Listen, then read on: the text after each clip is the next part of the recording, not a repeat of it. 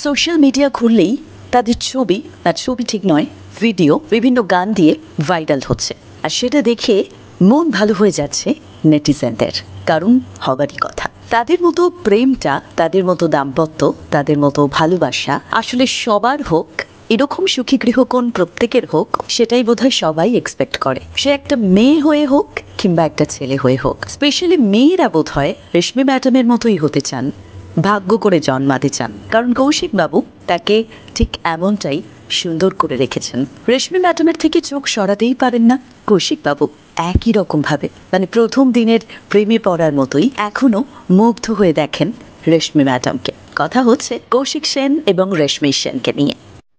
30টা বছর একসাথে পার করে দিয়েও কিভাবে এত সুখী দাম্পত্য জীবন থাকতে পারে, দুজন দুজনের প্রেমে কিভাবে এরকম অবলীলায় মুগ্ধ হয়ে থাকতে পারেন।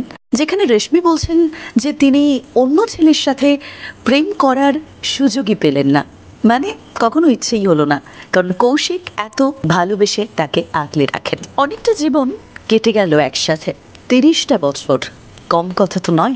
থিয়েটার হোক কিংবা জীবন, তাদের দুজনের এই একসাথে জার্নিটা বেশ উদাহরণ হয়ে যাচ্ছে সাধারণ মানুষের কাছে।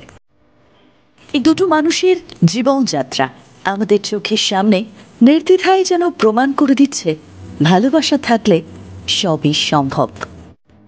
দেখতে দেখতে একসঙ্গে 30টা বসন্ত পার করে ফেলা নিশ্চয়ই কম বড় কথা নয়। এখন যেখানে 30 দিনের সম্পর্ক টেকে না, সেখানে 30টা বছর একসাথে একই রকমভাবে দুজন দুজনের প্রতি মুগ্ধতায় ভেসে গিয়ে কাটিয়ে দেওয়া সত্যিই কম বড় ব্যাপার নয়। একটা সাক্ষাৎকারের ভিডিও খুব ভাইরাল হয়েছে, সেখানে রেশমি বলছিলেন যে কৌশিক এখনো আগের মতোই তার বউকে দেখে। নেটিজেনরা সেখানে কমেন্ট করেছেন যে কেন দেখবে না, এত সুন্দর বউ হলে, এত সুন্দরী বউ হলে তো দেখারই কথা।